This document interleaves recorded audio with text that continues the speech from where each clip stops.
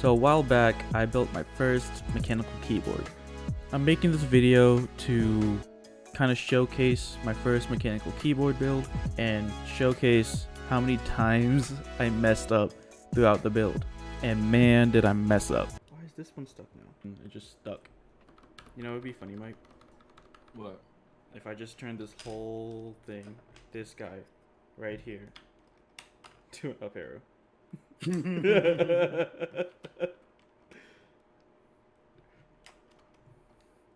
No. You have a big gap now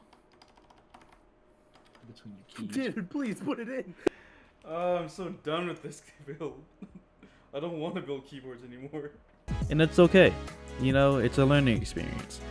This is my first mechanical keyboard build, and I learned what I need to learn. Some background information: I bought the KBD75v2 from KBD fans. For switches, I'm using the TKC C3 Tangerines. And for stabilizers, I'm using stock clip-ins. I had no plans on modding the build besides lubing the stabilizers. First, if you're just here for the typing test, fair warning, I suck at typing, but go to this time right here.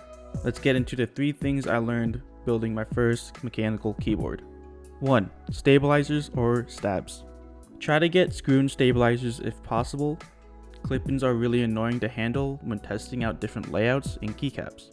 When you use clip-in stabilizers, it is only staying in place by the tension of the clip, so it has a chance of popping out. It's not the end of the world, you just need to push it back in. But if you use too much force, you can pop out the stabilizers or the stem as a whole. Also, if your keycap is not popping back up, it's most likely that your stabs aren't clipped in all the way. Push them in a little bit more until you hear a click and you should be fine. 2. Plan the layout. Since most keyboards don't have dedicated tutorials unless you count watching live streams of people building it, I kinda just went in without thinking. You see, the KBD75v2 actually has small variations in the layout, mainly dealing with the accessory keys, like the up arrow, the right shift, and the caps lock. If you don't plan out your layout, you'll end up with something wonky, like the caps lock not fitting right, using too many stabs and ending up having a huge right shift, and keycaps touching each other hindering from sound and general performance.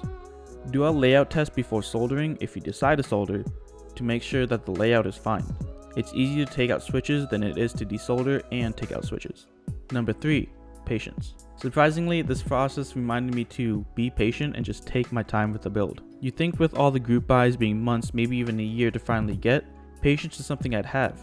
But because I decided to go balls to the wall on this, I ended up spending 9 hours lubing stabs, figuring out how to properly install the stabs, wondering why they aren't lifting back up, and taking them apart because I put them on backwards, reinstalling the stabs, installing the switches, testing keycaps, wondering why the keycap wasn't lifting back up, and taking them all apart, reassembling after realizing they just weren't in the PCB all the way, fully assembling the stabs and switches, and soldering it all together, putting together the fully assembled body into the case, putting the keycaps on the switches, only to realize that the keycaps I want to use won't fit, and having to take a break/sleep.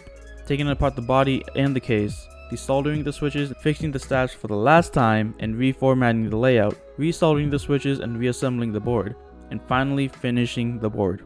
Until I realized I don't have a USB-C cable that fits the insert. Anyways, just don't make the same mistakes I made. Comment below if you want to trash me, have any questions, or have anything else you learned from your first build.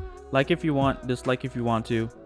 I'm planning on doing more builds and other stuff on twitch.tv/David I'm also looking on doing some coding projects for the mechanical keyboard community, and so if you're interested, DM me on Discord, and I'll leave you with a typing test.